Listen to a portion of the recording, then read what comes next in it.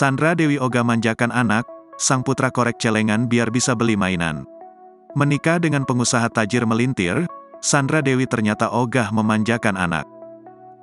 Sandra Dewi bahkan sudah mengajarkan anak-anaknya untuk menabung sejak kecil. Ibu dua anak itu juga tidak akan menuruti semua permintaan anak, meskipun kondisi keluarganya sangat berkecukupan.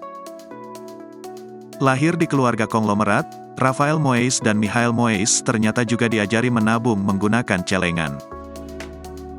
Ia masih pakai celengan, misalnya nih kalau mereka mau beli sesuatu mainan, saya gak langsung kasih, harus nabung dulu, kata Sandra Dewi. Jadi misalkan mereka dikasih uang ya ditabung ke celengan itu, boleh dikorek kalau ingin beli sesuatu, sambung istri Harvey Moeis. Sebagai ibu, Sandra Dewi juga tidak akan langsung menuruti keinginan anaknya untuk membeli barang yang mereka inginkan. Soalnya dari dulu aku suka nabung, jadi menurut aku penting banget dan jangan seenaknya ngasih anak barang, sambung artis 40 tahun itu. Soal keuangan, Sandra Dewi ternyata sama seperti kebanyakan ibu-ibu yang cerewet dalam pengeluaran. Ia bahkan mengajarkan kepada keluarganya untuk berhemat dan tidak boros dalam menggunakan barang kebutuhan sehari-hari.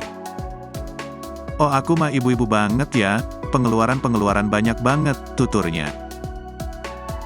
Aku tuh pemakaian tisu aja kalau diginiin sedikit, jangan terlalu boros, kata Sandra. Emang harus dibiasain anak kecil, biar kayak aku dulu. Aku tuh bisa survive kuliah biaya sendiri itu karena dibiasain dari kecil, imbuhnya.